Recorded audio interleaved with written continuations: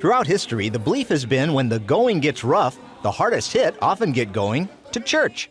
One economics professor found since the 1960s, in all the recessions, evangelical churches on average have grown about 50%. Pastor Todd Lane sees that play out each week at Gateway Church in the Dallas-Fort Worth area.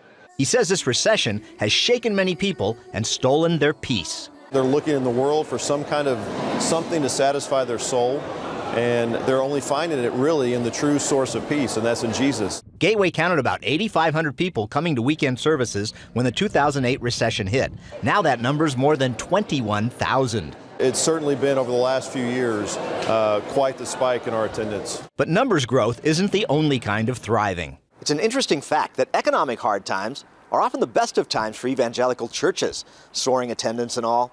Others, though, are nearly crushed. And that tests the true mettle of a congregation. West Valley Christian Church north of Los Angeles has certainly been tested. A huge building project saddled the church with a 7-figure mortgage just as the recession hit.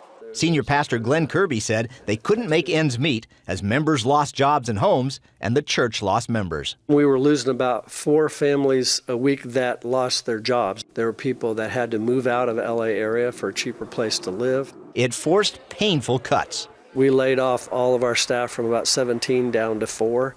The 4 left had to take a 10% cut and no raises since then. Church member and realtor Cindy Bell watched one homeowner after another go down. It's really hard to see people lose a house. But she saw time and again those hard hit realized they had a choice. They can move toward God or away from Him. This congregation decided to move toward Him. Layoffs, losing homes, losing health because of the stress and all those things. Yeah, all of it could crush us, but we have a God who who's bigger than that. Through the struggles that we have gone through, we have become stronger, and that's how we've done well. And though many were hurting, they turned to help others. It was economic hardship that sort of brought me to my knees. Bianca Jacobson is one of those lifted up by the faith and strength of the congregation. For 5 years, I was struggling in and out of work, in and out of work. People would pray with me, and it gave me a tremendous amount of faith. And the reward followed when Bianca scored the best job she's ever had.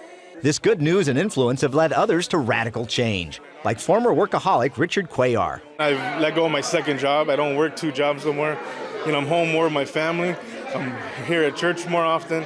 And that's what the examples I saw around here. Perhaps the biggest example came when single mom Dana Brown Thomas and her 4 sons showed up at the church. They moved out to California only to learn that their expected work fell through. So I found myself without a job, new place, not a lot of family out here. The church rushed to her aid. It helped me financially, it helped emotionally. Church people fed her job leads and references, and even Pastor Kirby jumped in. He got me to stay focused and sat down and helped me with my resume. Which led to a job in a local law office. Even in our hardest times, hardest of hardest times, God has always looked out for us and provided.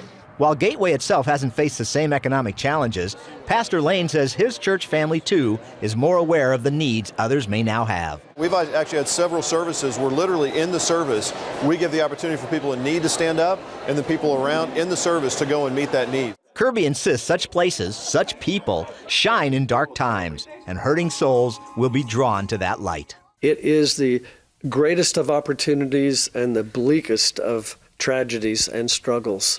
And so it's a great time for catching fish.